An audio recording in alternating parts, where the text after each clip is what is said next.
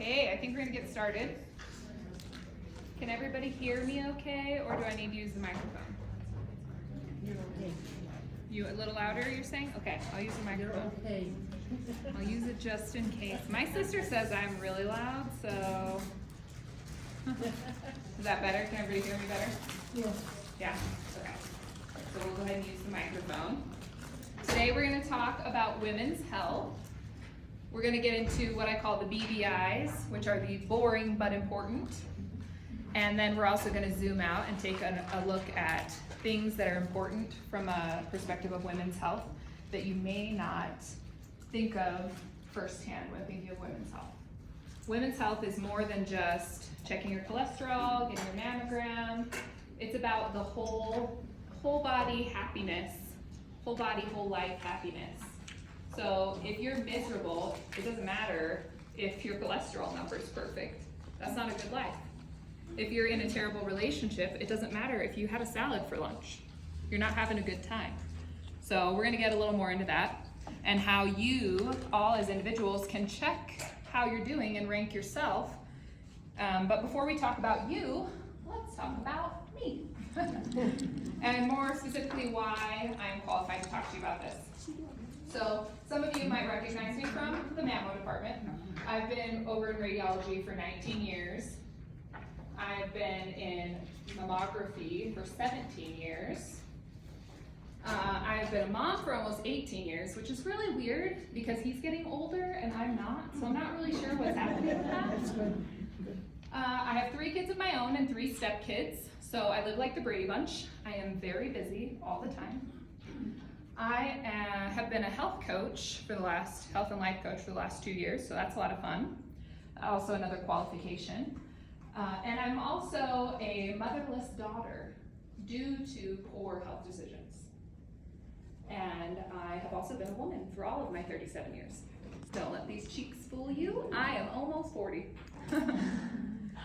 The one thing I want to circle back to on this, these are all really good qualifications, but the one that's the most important to me, that makes me the most qualified, I think, to talk about this, is the motherless daughter part. So that's my mom, and I'll try not to get emotional when I talk about her, but it does still make me a little bit emotional. She's a really good example of somebody that did some of the things really good. She grew her own garden, she ate really healthy. She wouldn't even put salt on her food, which was kind of annoying when we would come for dinner. She walked everywhere. She had the nicest legs of any woman I have ever seen. But the flip side of that is she's also a severe alcoholic. She ignored her own needs. She ignored signs that maybe her body needed some extra help. And she ignored them so long that by the time she went to the hospital, it was too late. And I bring this up, not to get emotional and cry in front of all of you, which I'm not afraid to do, by the way, but to tell you that she was important to me, and she could have been here today. And each one of you in this room has somebody that you're important to. And that's why it's important to talk about health and to really take a look at your own health and where you could do better. Because we can all do a little bit better even if we're doing really good. So, on to happier things. Tests and what you need and when you need them. This is the BBI section, the boring but important. So there's a lot of tests you need, and we'll start with everybody's favorites as a woman. Pap smear, self-breast exam, mammogram. So pap smear you want to start when you're 21, every 3 years, as long as you don't have risk factors. And then they've added HPV testing starting at the age of 30, and then you want to get that every 5 years. You can stop at 65 because your risk goes way down, but only if you haven't had any abnormal cells or cancer, or if you've had a hysterectomy at any age, you no longer have to have a pap smear. So that's one perk of having a hysterectomy besides no more periods.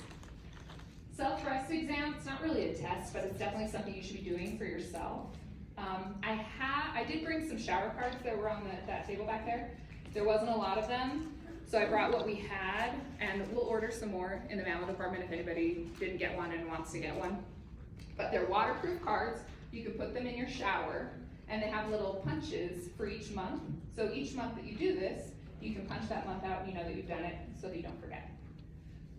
Tips for doing a self-breast exam: do not do it right before you start your period or on your period, because you're gonna feel tender, you're gonna feel lumpy bumpy, and it's just not a good time to check. So choose one time of the month to do it, and try and do it around the same time of the month every time. Most women will tell me, well, my breasts always feel lumpy, and I don't really know what I'm looking for. And I will tell you, the more you do this, the more you'll get to know your own breasts and what they feel like. If you feel a lump, same side, or both sides, same spot, that's probably not something you need to worry about. But if you feel a lump on one side that you don't feel on the other side, and you feel it standing up, laying down, no matter what position you're in, you should probably go get that checked out. So the more you get to know your breasts, the more you'll know when something looks weird, or something feels weird. We'll have women come to the mammo department that they have a breast that's swollen and hard, but it didn't hurt. And they thought, well, it doesn't hurt, so I don't need to get checked out, right? Wrong. When it doesn't hurt, that's actually a bigger worry, because what happens with cancerous lesions in your breast, eats away the nerves around it. So you don't feel pain unless you're like jabbing on it, trying to be like, what is this? So if you have a lump that doesn't feel pain, that's actually more concerning than a lump that does feel pain. Usually lumps that are painful tend to be cysts. Not to say you should ignore those either. Any lump you should get checked out, but the more you check, the better equipped you'll be and the more you'll know when something is wrong. That leads us to mammograms, which is my area of expertise. You should start getting them at 40. There's a lot of controversy on when you should start. They tried to change the date, they changed it back. 40 is still the recommendation. You could start earlier if you had a first-degree relative with breast cancer. That doesn't mean your second Aunt Susie, twice removed on your father's side. This means like your mother or your sister who had breast cancer at an early age. So say 40, that's kind of early for breast cancer. Or 30, that's early for breast cancer. That's when you'd want to talk to your doctor about potentially getting screened early. Otherwise, 40 is fine. Some doctors will tell you you can stop having your mammogram at the age of 75. I do not like it when doctors tell you that, because unlike cervical cancer, your risk of breast cancer keeps going up as you get older. When you're in your 40s, your risk is like 1 in 400 some odd. When you're in your 80s, your risk is 1 in 8. And the reason they tell you you can stop having your mammograms at that age is because they think something else will kill you first. And that's not to be harsh or mean, but in the reality, most breast cancers that happen in older women are less aggressive. So if you leave them alone, odds are sometimes something else will kill you first. But that's not to say all breast cancers that happen to old women are not aggressive. So what if yours is aggressive? Then you miss the opportunity of taking care of it. And a lot of doctors will think that you won't survive the cancer treatment, but I've seen 90-year-olds go in there, survive the cancer treatment, and do just fine. So in mammogram, all of our radiologists will tell you to keep doing it as long as you can do it. If you can walk in there and get it done, why not? It's not the funnest test. We're not winning any popularity contests over there, but it is important, and it really only takes 5-10 minutes. In and out, you're done. Now, girls have all the fun. Just want to point that out with all these tests that we're getting. Diabetes testing is another thing we should do starting at 35 every 3 years, unless you have risk factors like family members with diabetes or other problems that your doctor can point out to.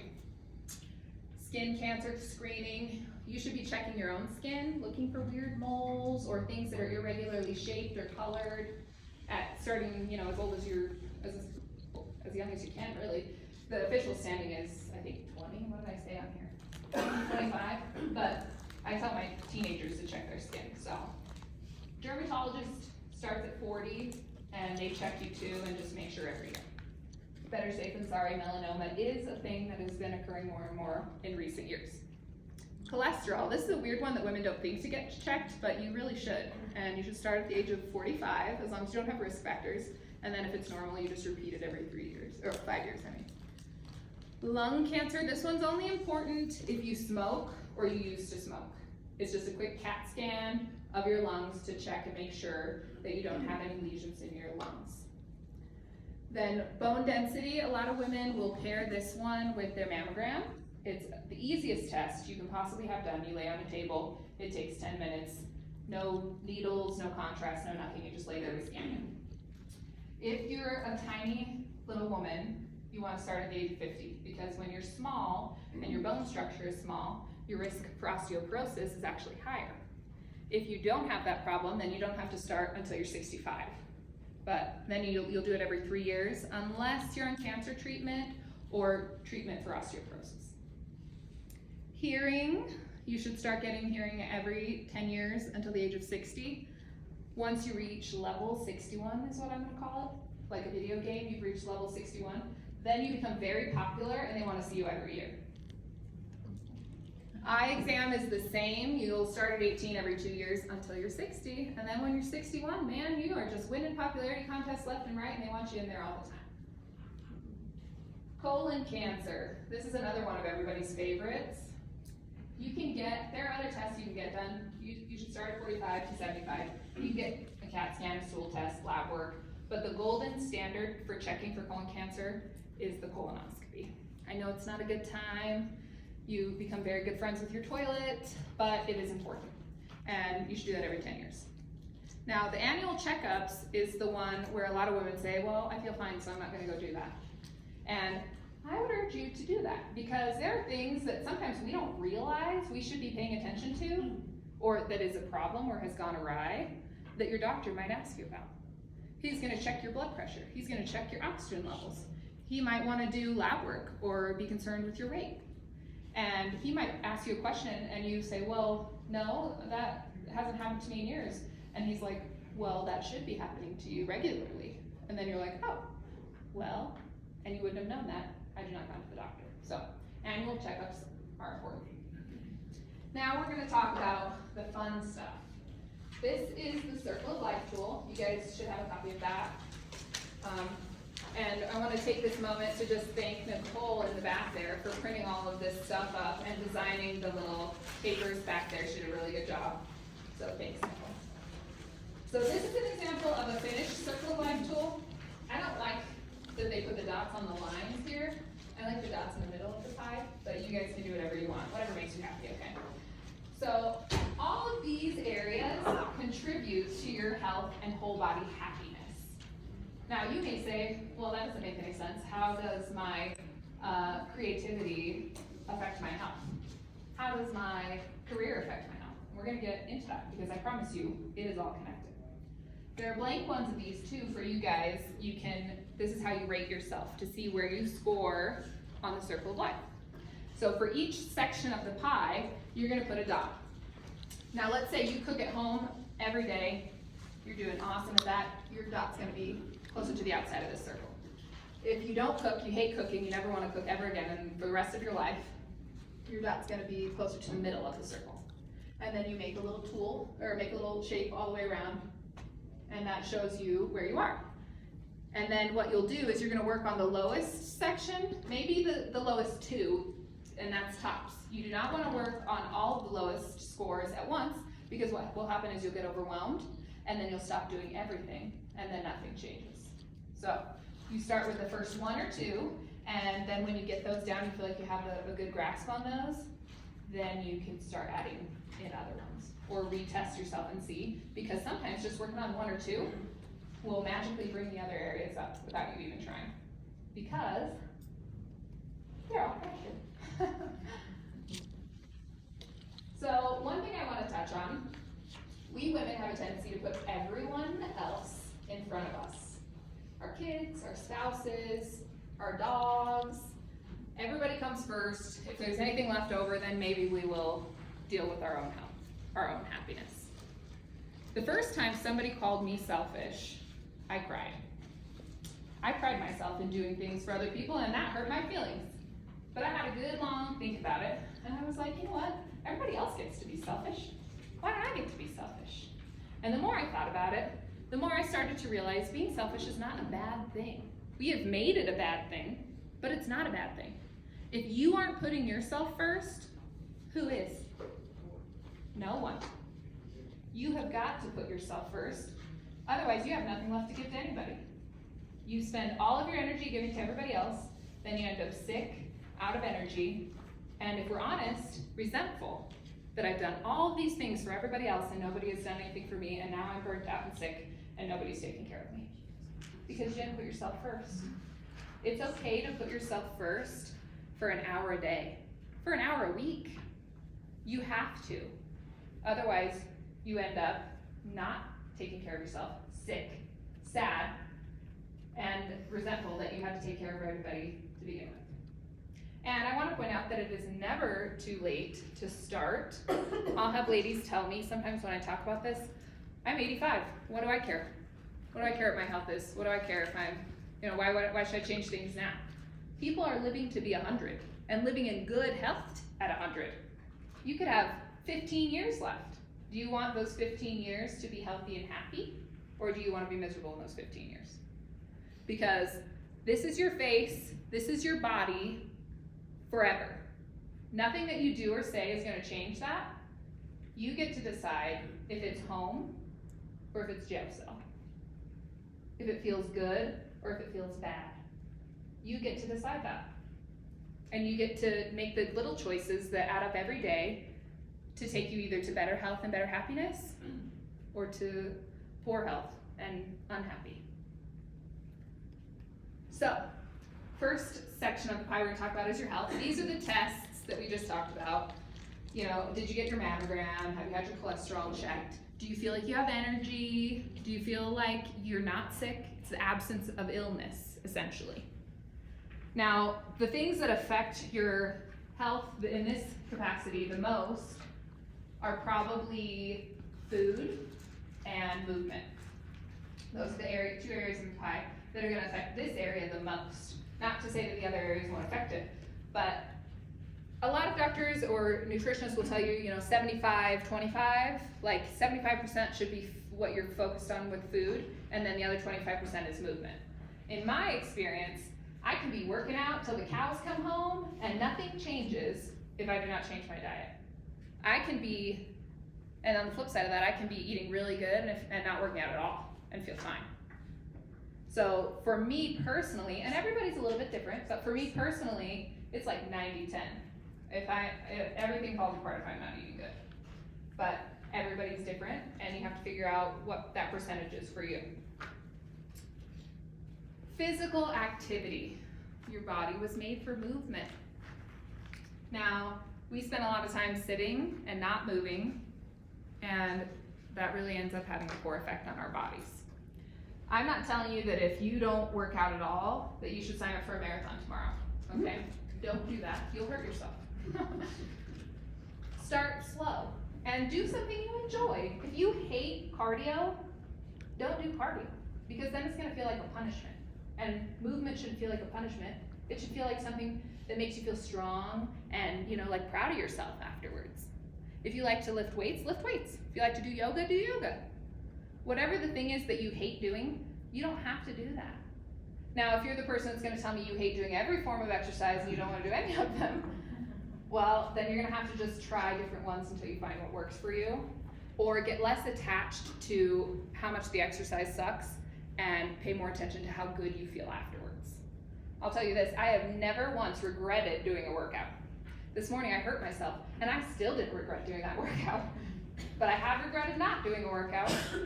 It's really good for your mood, it's good for your body, it's good for your longevity. So try to start incorporating it if it's not something you do already, at least 3 times a week. I personally don't think weekends should be a time for laziness, I guess. I don't want to escape from my week with my weekends, if that makes sense. Like, if it's not something I want to do every day, then why am I doing it in the first place? So even on the weekends, I try to incorporate something, even if it's just like stretching. Like, I had a long week, I'm tired, I'm just going to stretch today. That's still movement. Go for a walk with your kids. Next up is home cooking. And I know some of you are going to tell me, I'm busy, I don't have time to cook, I don't like to cook. Let me just circle back to that comment where I told you I have 6 kids. Okay, I'm tired too. We're all tired. But what's so important about home cooking is anything that you make at home is going to be more healthy than something you get at a restaurant. Unless you live in San Diego and you have better options, like organic places. But we don't have that here. There is a new juice place up in Shiloh though that has some like organic juices and they're trying, so I like that. But for the most part, anything you cook at home is going to be healthier than what you get at a restaurant. And if you hate cooking, meal prep. Do 1 day a week a bunch of stuff that you can freeze or put in your pantry that you can just eat on throughout the week. I personally do not like to cook breakfast. I'll cook dinner almost every day, no problem. And I love leftovers, so that's not a problem for me either. It's a problem for my husband who does not like leftovers, but it's not a problem for me. Breakfast, on the other hand, there is no part of me that wakes up in the morning and is like, I should cook breakfast. No. I'm like, don't talk to me. I want coffee and I want silence and I want everybody to leave me alone. So I meal prep my breakfasts because that's the meal that I don't want to cook. So if that's you for breakfast, meal prep. If that's you for lunch, meal prep. If that's you for dinner, meal prep. There are easy, quick meals that you can make that freeze really good. Soup freezes really good. These are all recipes and dinners and stuff that I've cooked. This is my 5-minute salsa. I just put everything in a food processor and it is delicious.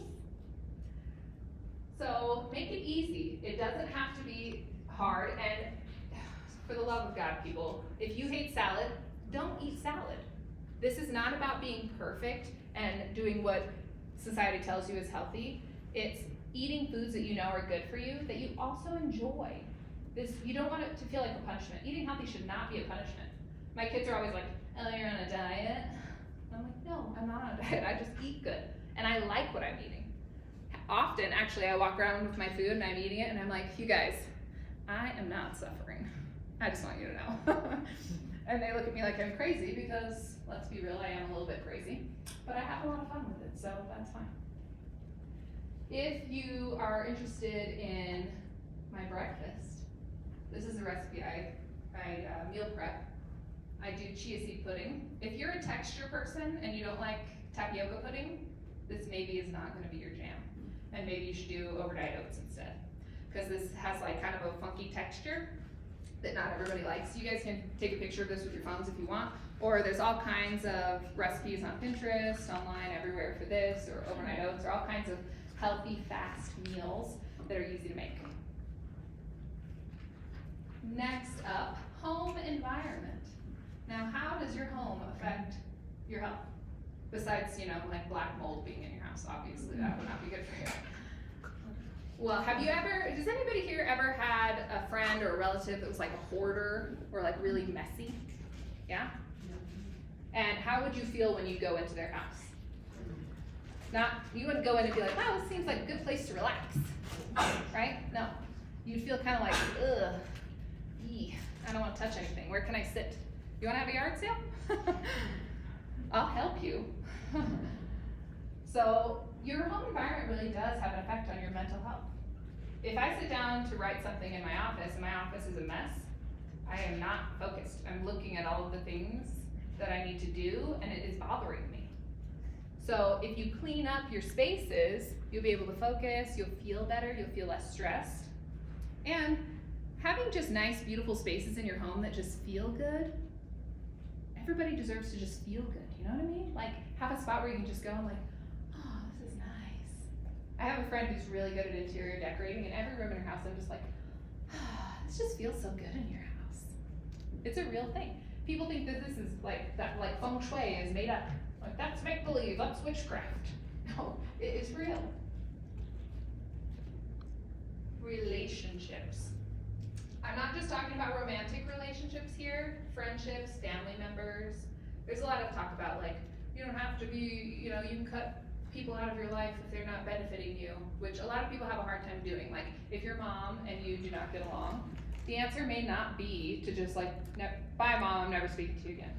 We don't have to get crazy here. It can just be a matter of, you know what, I'm only gonna hang out with you on Sundays, because I just don't have the energy and it takes a lot out of me. Friendships, relationships. Relationships are the hard one. Raise your hand if you've never been in a relationship that you felt stressed about. No? And when you were stressed in that relationship, how did you eat? I'll guess you either didn't eat or you ate really crappy because you're stressed. And that depends on how you deal with stress. What we have to do as women is be honest with ourselves about who is good for us and who is not good for us. You can love somebody to death and them not be the right person for you. And the impact of negative relationships on our life It impacts everything. Do you think when you're in a toxic relationship, you go home and you're like, I'm gonna paint today? No, no. Do you think, let's make a beautiful fruit salad? No. You're like, I'm gonna have a margarita and some chips and salsa, and I'm just gonna pray that tomorrow's better. And that happens with not only romantic relationships, but also friendships. Some friends you have that you've been friends with forever, they suck the life out of you. And it is okay to spend less time or stop spending time with those people.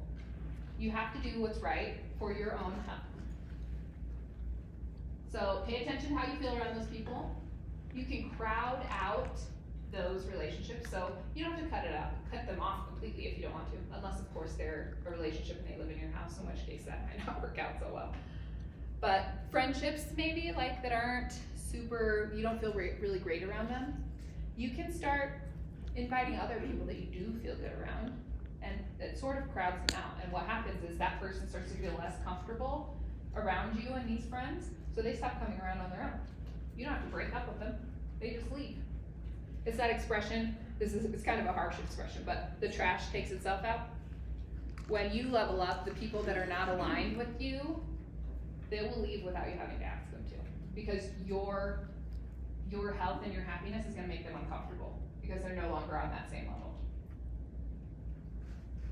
Social life. This is a lot like the friendship section, except it's about like getting out of your house, doing something in your community, feeling like you're a part of something. Have you guys ever heard of the blue zones? Some of you have. So for those of you who haven't, blue zones are the areas in the world, they did a study, and in these blue zones, people are living to be over 100. And they're like, what is going on in these areas that is making these people live so long? So they found a lot of different variables, like a lot of things did match up. Like for the most part, they all ate pretty healthy. They didn't eat a ton of meat, but they ate meat in some of the areas. And then a lot of the other factors were different. But one of the factors that were the same is they all had a good social life. They all got together and connected as a community. And there are also studies that show that if you are lonely, you're at higher risk for illness. You're at higher risk to die earlier. Loneliness literally will kill you. Social life is important. So seek out social activities. If you're an introvert and you don't necessarily want to meet people, there are online places you can meet people. Do it virtually. That's a big thing now. There's something else I was gonna say, and it just slipped right out of my brain. I guess that means it's not important. Okay, this one is my favorite section, joy. I'm trying to decide if I'm gonna do a really crazy activity with you. My kids think that I'm insane, as I mentioned, and you might think I'm insane if I do it, but I kind of want to, because it's kind of fun. So joy is the most important thing in your life, I feel like. If you're not happy, then what is the point of all this? If you can't smile, what is the point of all this? And here's the thing about joy. We women tend to think we have to earn joy. Well, I have to go do all of these things, all my responsibilities, I have to go serve everybody, and then maybe if I have a little time left over, then I can do something that makes me happy. Or sometimes our family members will force us to do something that makes us happy just because they see that we're raging lunatics and that we need a break. So joy is one of those areas we overcomplicate it. It's not a huge thing that we have. Well, okay, sometimes we're not overcomplicating it. I'm the oldest daughter, and I come from a childhood where my parents were alcoholics, okay? So for me, I had to work at joy a little bit because my natural inclination is to be serious. Like, I gotta take care of everything, I gotta take care of everybody. There's no time for play, there is no time for make-believe. But as I got older, and I started to try to play more, I started to realize, wow, this feels really good. It felt really awkward too, like really uncomfortable, like something I have never done before. It's like putting on jeans when all you've ever worn is yoga pants. Like they just don't feel the same, like it feels weird. They look nice. But joy, if you haven't given yourself permission to experience it, is gonna feel a little bit uncomfortable at first. But the act of finding joy, very easy.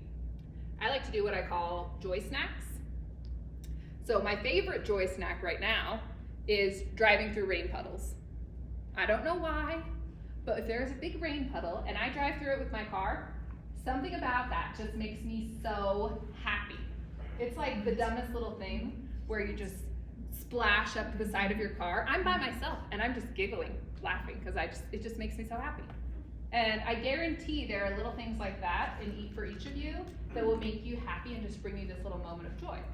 So I would dare you all to start incorporating one joy snack throughout your day and tell me that it does not make your day better. Because if we can all laugh and smile and have a good time, then it's like, wow, this life thing, this ain't so bad. You know, there are always gonna be things that are going wrong. There are always gonna be challenges. But when we can find moments to experience happiness, all those challenges are worth it. And that sounds like some fortune cookie hocus pocus, but it's true. Joy is what it's all about. So if that's something you have struggle with, put on a good song. Sandra Bullock says she doesn't leave her house without dancing in the morning. And I love that. I think that's great. Try and be in a bad mood when you're dancing. Maybe that's the exercise we should do. We could all get up and dance with no music. See, just thinking about that, just ridiculous. It makes you smile. Another thing, okay, I'm gonna do the crazy thing, all right? So, my coworker and I, her name is Dunky. I don't know, some of you might know Dunky. She's a real goofball. One time we were listening to Halloween music in the Mammo department, and there was this song that was nothing but witch laughs. And we were like, what is this? And so we started trying to like imitate the witch laughs. And we discovered that if you fake laugh, you will start to real laugh. Especially if you make eye contact with the person sitting next to you. There is no way you can fake laugh without real laughing. So we're gonna try it together as a team. Don't leave me hanging out by myself because I'm already gonna look crazy doing this, so you have to do it with me, okay? On the count of 3, you're just gonna let out a fake laugh, and not like, not like that, okay? Loud. We're all gonna be loud together, okay? Yeah, everybody's gonna be loud together, okay? On the count of 3. 1, 2, 3. See? And then you real laugh. You can't help it. And joy is like that. We overcomplicate it. We make it this hard thing, but it's really not. You can be in line at the grocery store, so annoyed that it's taking forever, and then you see a 3-year-old with their parent. Just watch that 3-year-old for 5 minutes. I guarantee you, I have a 3-year-old, that 3-year-old's gonna do something ridiculous. They're gonna lick the shopping cart, they're gonna try and climb out of it, or under it, or onto their parent's head. That kid is gonna do something crazy, it's only a matter of time. Or you'll see a teenager fighting with their parent and you'll be like, oh, I remember this fight that my teenager had with me. There will always be opportunities to find joy. It's like that old saying, like if you're looking to buy a red car, suddenly you see red cars everywhere. If you're looking for joy or reasons to be joyful, you're gonna find them. If you're looking for reasons and you think, well, life sucks and here's all the things that suck about life, you're gonna find more of those. But if you focus on the good stuff, you'll find the good stuff. And that just makes life better. Spirituality. Now, this is another area that the Blue Zones had in common. Not necessarily that they all believed in God, but they all believed in some kind of higher power, that they were here for some purpose. So spirituality is very individual. I'm not going to tell you what to believe or what I believe, but it can be God, it can be, the universe, it can be Buddha, it can be whatever it is that you personally feel is the answer, but it's about viewing life with a deeper significance, knowing that you are here for a reason. And if you are one of those people that think, I don't know why I'm here, maybe all these other people have a reason to be here, but not me. I guarantee that you are good at something that other people find difficult. And I guarantee that you have a specific backstory that makes you good at this thing that other people don't have. And if you leaned into whatever that purpose is, you would be good at it and you would help people no matter what, like without trying. So everybody has a purpose, and if you would like to improve or explore that, start looking for your purpose. Talk to God if you believe in God. If you believe in synchronicities, start looking for things that just happen to work out for no reason. Or, meditate or do whatever it is that you feel like leads you into a deeper and better relationship with spirituality. I love this one too, creativity. Do you know how many people tell me I'm not creative? Just because you haven't tried to be creative. Did you know that you don't have to be a good artist to do art? And I'll give you a perfect example. Have you seen some of those paintings that are just like paint splattered on a canvas? You did not even try, and now you want to sell this painting to me for like $1 million? Are you insane? But that's creative. There are so many ways to be creative, and you don't have to be good at it. You can start painting, and it can suck. That's fine, as long as you're having a good time doing it. You can write stories, poetry, whatever you want, you know, make something up. You can start whittling, underwater basket weaving. That's a fun one that people always say. Or even like if you have a really analytical brain, creative problem solving. It's creative. If you can think of a solution that other people can't think of, you're using your creativity. All of us have a way to be creative. And when it's like having a door in your mind that has been closed and is really dirty and dusty because you didn't even know it was there. And then you open it and you discover this part of your personality that you didn't even realize was there. And you're like, huh, I could do that? Huh, that's interesting. And there are so many parts of ourselves that we don't know we have because we're afraid to explore them. Because we've put ourselves in these boxes and told ourselves, well, I'm not the creative type, that's my brother. Or, I'm not the musical type, that's my sister. You can be anything you want to be. I know a guy that's 55 that just started guitar lessons. You can, at any age, be anything that you want, try anything that you want. And this goes back to the whole, you might live to be 100 thing. So if you have 35 more years on this earth, and you always wanted to learn to play the piano, learn to play the piano. Who's stopping you? You. That's who's stopping you. There's nobody that's stopping you but you. So just maybe lean into that. See what creative thing feels fun. Finances. What does this have to do with my health? Have you ever been stressed about money? You ever been confused about money? You ever spent all your money and then not had money for healthy food? Finances play a role. 48% of women are confident about finances. That's less than half. 28% of those, is that right? Yeah, 28% of those feel confident enough to take action with their finances. And before we get too hard on ourselves as women, let's zoom out for a second. My grandmother was not allowed to have her own credit card with her name on it. So we women have not been doing this whole money thing that long. We haven't been in charge of our own finances. So firstly, let's cut ourselves some slack.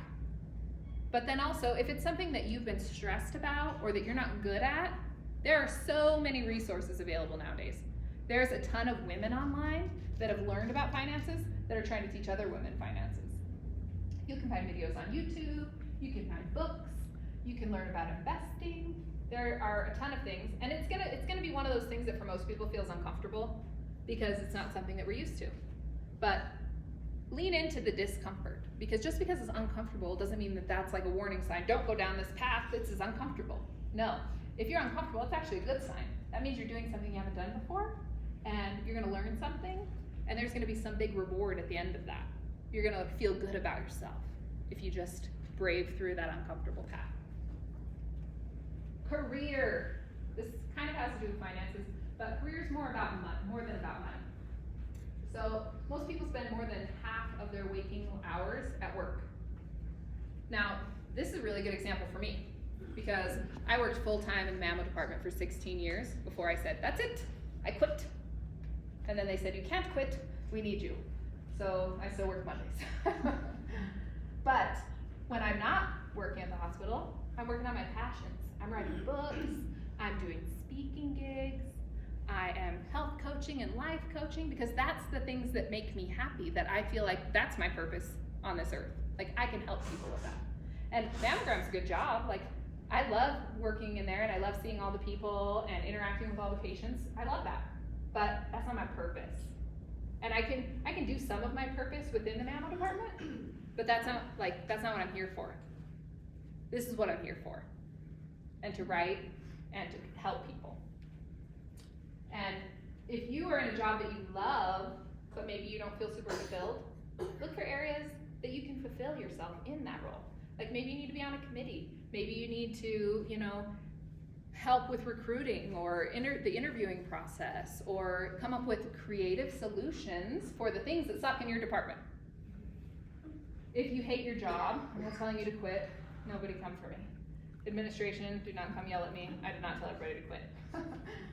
But if you hate your job, you can find other jobs, even in the same business, that will fulfill you more and that will pay similarly.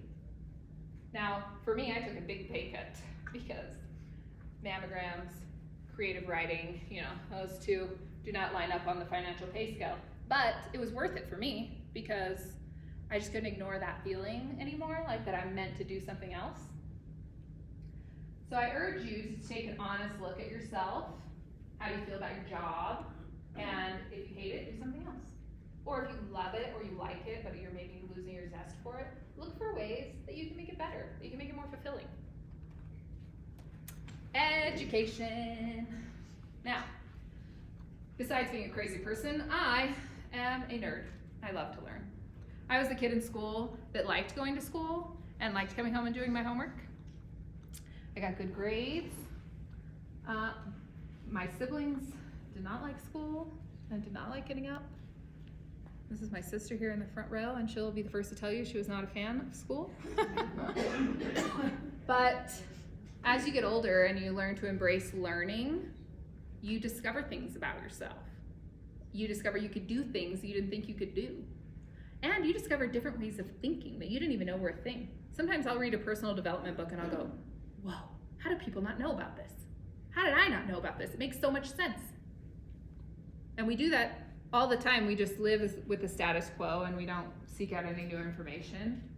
But you can open so many doors for yourself, doors to your own personality, to your own mind that you did not know existed, just by learning some new things. And if you hate to read, don't read. Okay, they have audiobooks now, they have podcasts, there's videos on YouTube, there's tons of ways that you can learn things without just opening a book if that's not your thing. So this goes back to the don't punish yourself thing. If you hate reading, you would do another method of learning. But learn. You're never too old to learn a new skill, or just be creative, or be curious about life. I don't know if any of you have kids, but that's a really good way to be curious about life. Okay, I have a 9-year-old, and I can't tell you how often he's like, Mom, how does that ceiling fan work? And I'm like, I don't freaking know. And then we have to Google it, and then I have to try and explain to him in little people words how the ceiling fan works. And then the next thing you know, I am a professional. I know how the ceiling fan works. If you need it repaired or installed, I can help you. But it's good to be creative to be curious about life and just learn new things. Be open, because you never know what's going to come your way. Now, that's all the areas on the circle, but what I will tell you, if I could add 2 areas, one of them would be sleep. Sleep is so important. I have a friend who tells me he only sleeps 4 hours a night and he feels fine. And maybe that's the case for you.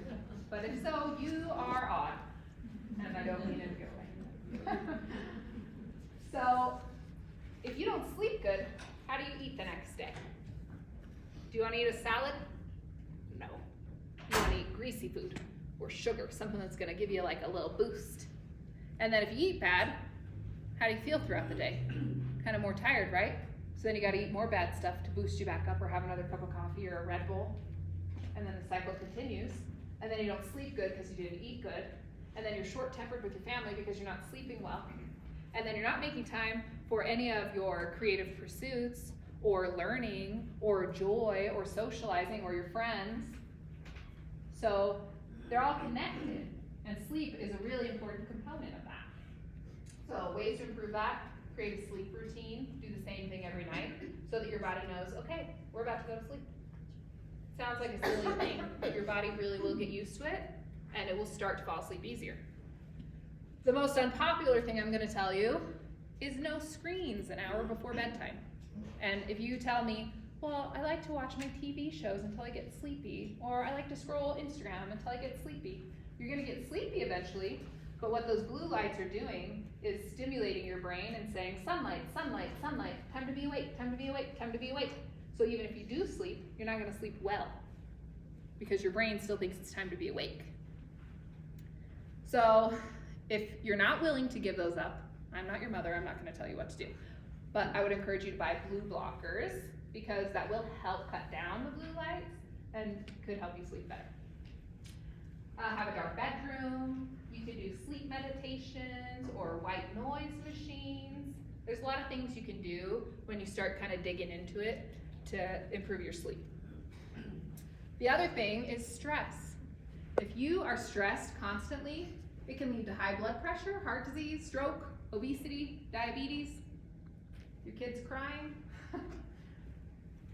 Stress does not make for a happy life. When you're stressed all the time, what's the point of this? Why am I doing this? If the only reward is that I'm gonna be stressed out all the time. I go to work every day, but I'm only stressed every day. I take care of these kids, but I'm stressed about it because I'm taking care of these kids and it's a lot of responsibility. We have to flip our mentality and we have to start looking at things a little bit differently. And we have to start managing our stress. So firstly, find the root of your stress. So if the reason you're stressed is because there's a conversation you haven't had yet that you know you need to have, go have the conversation. You're just torturing yourself. Just do it. It's gonna be uncomfortable, but then it'll be done and then you won't be stressed about it. If you're stressed because you're broke, start learning more about finances. No one's coming to save you. You are the only one that can save yourself.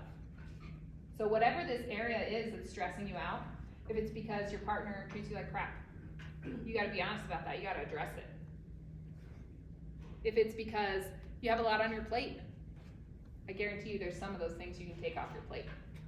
We just have this sense of obligation that we have to do everything for everyone. It's okay to tell people no once in a while. Because when you tell them no, it frees up time for you to do the things that are important to you. And when you do the things that are important to you, you become a happier human. You're less stressed. And then when the time comes that somebody asks you to do something that you actually do want to do, you can say yes with joy, with graciousness, and mean it, instead of a yes of obligation. So start to manage your stress, and then you can try stress relieving practices like meditation, breath work, walking, exercise. And this is a practice. You will not wake up tomorrow and be like, guess what guys, stress-free, all new me. It's unlikely to work. You could try, I would applaud the effort, but no one becomes good at this overnight. And it takes practice. And sometimes you'll be like, going, doing so good, and then you'll slip back. And then you're like, oh my God, I'm still the same person, I've just been pretending. No, we all have slip-ups. We have all been setting these patterns for ourselves for 20, 30, 40, 60, 80 years. Have you ever asked your partner to change a habit that really bothers you? How hard is it for them to change that habit because you want them to change it? It's darn near impossible. The only change that comes is the change we want to come, that we decide is important and we make the effort within ourselves to do it. Nobody can shame you into changing. Nobody can con you into changing. And if they do, it's only for a little while and there's gonna be a whole lot of resentment involved. You have to do that yourself. And lastly, if you don't make time for your wellness, you will be forced to make time for your illness. If you ignore the symptoms that your body is trying to give you, the signals, your body will say, all right, you don't wanna slow down and listen to what I have to say? We're gonna break your leg. Go fast now. You don't wanna take time for yourself? Oh, how's that flu feel? You feel good? The universe has a way of slowing you down when you don't want to. And you'll be like, everything is falling apart right now and I don't know what I did to deserve this. It's because you're ignoring something that you're supposed to be doing, that you're supposed to be working on, and the universe is forcing you to slow down so that you can work on it. So you can choose in that moment to be all sad panda, poor me, or you can say, what is the universe trying to teach me to do right now? And it's not always clear. Sometimes it'll be a year later where you go, huh, I'll be darned. That's why I had to go through that. I had to learn that lesson. I had to meet that person. I had to get fired from my job so that I could get this better job. There is almost always something better coming around the corner. We just can't see it yet. Now I'm gonna open it up for questions. Before I do that, I'm gonna put this up here. If there's a question you wanna ask but you don't wanna ask out loud here, you can call or text me, or you can email me.